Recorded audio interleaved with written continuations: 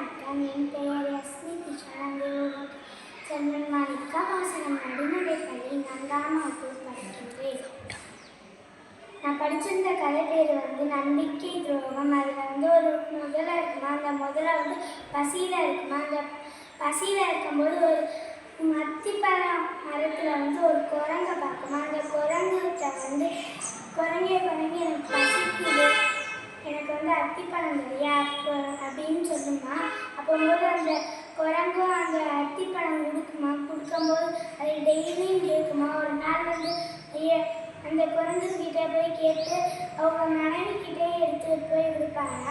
இது என்னதுன்னு கேட்குமா. அந்த மனைவி முதல்ல அப்போது அது அத்திப்பழம் அப்படின்னு சொல்லுமா.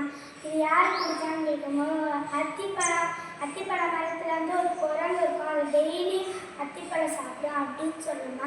அப்போது அந்த அந்த மனைவி முதல்ல சொல்லுமா அந்த முதலைக்கிட்ட அந்த குரங்கோட இதயம் நல்லா இருக்கும், அது டெய்லி அத்திப்பழம் சாப்பிடுது அப்படின்னு சொல்லுமா.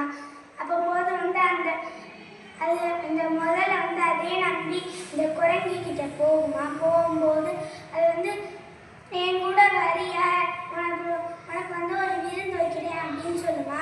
அதே நம்பி அந்த குரங்கு போயிடுமா.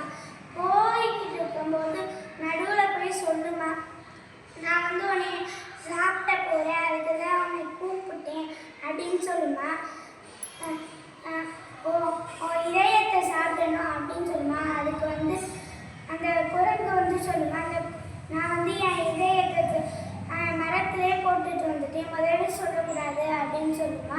அப்போது குரங்கு திரும்பியும் போய் வீட்டை நான் எடுத்துகிட்டு வரேன் அப்படின்னு சொல்லுமா. அப்போது அந்த குரங்கும் போய் அத்திப்பழ மரத்துக்கிட்ட போகுமா. அப்போது அந்த முதலைக்கிட்ட சொல்லுமா, என்னை நல்லா நம்ப வச்சு நண்பர்களாக என்னை ஏமாத்திட்டேன் அப்படின்னு சொல்லுமா. இதுலேருந்து என்ன தெரிஞ்சுக்கிட்டோம்னா யாரையும் துன்புறுத்தக்கூடாது. நன்றி, வணக்கம்.